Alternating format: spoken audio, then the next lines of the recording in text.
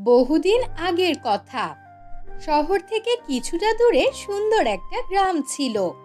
সেই গ্রামে শিলা তার মায়ের সাথে বাস করত। শিলার বাবা একজন ব্যবসায়ী ছিল, কিন্তু হঠাৎ গাড়ি অ্যাক্সিডেন্টে তার বাবা মারা যায়।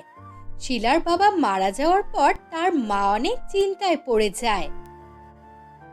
শিলা, তোর বাবা মারা গেল। আমাদের তো এত টাকা পয়সাও নেই যে আমাদের দিন কাটবে। তোকে নিয়ে আমি একা একা কিভাবে কি করব? হ্যাঁ মা, আমাদের দেখার মতো তো কেউ নেই। তোর পড়ালেখার খরচ আর সংসারের খরচ চালানো আমার একার পক্ষে খুবই কষ্টকর হয়ে যাবে। যে করেই হোক একটা কাজ জোগাড় করতে হবে। মা, তুমি এখন মানুষের বাসায় কাজ করবে? লোকজন কি বলবে? এছাড়া আর কোনো উপায় নেই রে।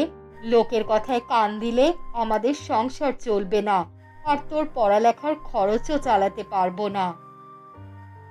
এটা বলে তাদের দুজনেরই মন খারাপ হয়ে যায়। শিলা মন খারাপ করে বই নিয়ে পড়তে বসে, আর তার মা কাজের খোঁজে বাড়ি থেকে বেরিয়ে পড়ে।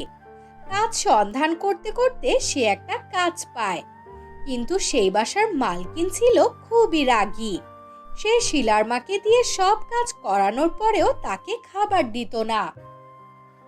এই শোন, বাড়ির সব কাজ সুন্দর করে শেষ করবি, কোথাও যাতে কোনো ময়লা না থাকে। আর হ্যাঁ, কাল রাতের বাসি খাবার আছে, ওইগুলো খেয়ে নিবি। মালিক, আমার যে বাসি খাবার খেলে অসুখ হবে।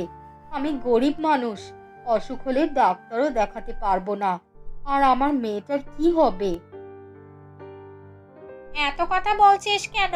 জমিদারি ভাব, তাই না?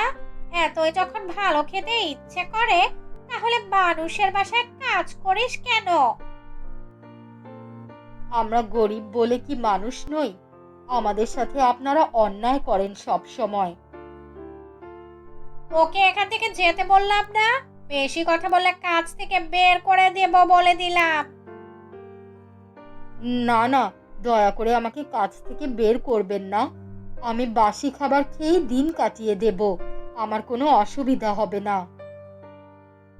এই বলে শিলার মা মন খারাপ করে বাড়ির সব কাজ করতে থাকে, আর তার মালিক চলে যায়। এভাবেই তার দিন কাটছিল। বাসি খাবার খেতে খেতে শিলার মা খুব অসুস্থ হয়ে পড়ে। মা, তুমি অনেক অসুস্থ হয়ে গেছো। এখন তোমাকে কি করে ডাক্তার দেখাবো? তাছাড়া তোমার এখন ভালো মন্দ খাবার খাওয়া উচিত। চিন্তা করিস না মা, সব ঠিক হয়ে যাবে। ডাক্তার দেখাতে হবে না। তুই আমার কাছে থাকলে আমি এমনিতেই সুস্থ হয়ে যাব। কিন্তু মা, ঘরে তো কোনো খাবার নেই যে তোমাকে খেতে দিব। আমি যে কাজ করি সেখান থেকে মাইনে দিবে। তুই গিয়ে টাকাটা নিয়ে আসিস, ওটা দিয়েই বাজার করবি। আচ্ছা ঠিক আছে মা, আমি এক্ষুনি যাচ্ছি। এই বলে শিলা চলে যায়। শিলার মালকিনের বাড়িতে গিয়ে বলে, মালকিন, আমার মা অনেক অসুস্থ। তাছাড়া আমাদের ঘরে কোনো খাবার নেই। মায়ের মাইনের টাকাটা দিতে বলল। তোর মা তো এতদিন কাজে আসলো না, ওটার মাইনে কাটা যাবে। তাছাড়া আমার কাছে টাকা নেই, এখন টাকা পয়সা দিতে পারবো না। আপনি টাকা না দিলে না খেয়ে থাকতে হবে আমাদের। আর না খেতে পেলে আমরা কিভাবে বাঁচবো? এত কিছু আমি জানি না, আমার কাছে টাকা নেই, শুনলি না? বের হয়ে যা এখান থেকে। এটা শুনে শিলা মন খারাপ করে চলে যায়। শিলার বাড়িতে না গিয়ে নদীর পথ ধরে হাঁটতে থাকে। হাঁটতে হাঁটতে একটা গাছের নিচে গিয়ে বসে থাকে। তার মন খারাপ দেখে একটা পরী এসে বলে, এই যে মেয়ে, এখানে বসে আছো কেন? কি হয়েছে তোমার? আমার মা খুব অসুস্থ। বাড়িতে কোনো খাবার নেই। টাকার জন্য মাকে ডাক্তারও দেখাতে পারছি না।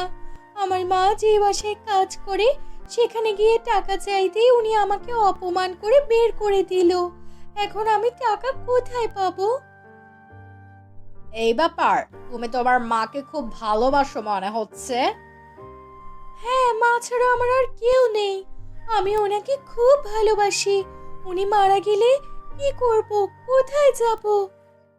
তুমি চিন্তা করো না, আমি তোমাকে একটা জাদুর শাড়ি দিচ্ছি। এই শাড়ি দিয়ে তুমি তোমার মনের সব ইচ্ছা পূরণ করতে পারবে। এই বলে পরি একটা সুন্দর শাড়ি দিয়ে দেয়। শাড়ি দেখে শিলা খুব খুশি হয়ে যায়। সত্যি বলছো?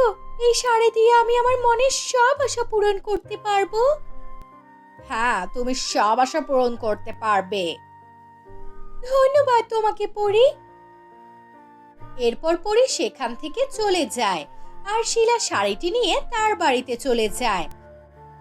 বাড়িতে গিয়ে সে তার মাকে সব কথা বলে আর সে শাড়িকে বলে, জাদুর শাড়ি, আমাকে কিছু টাকা দাও প্লিজ।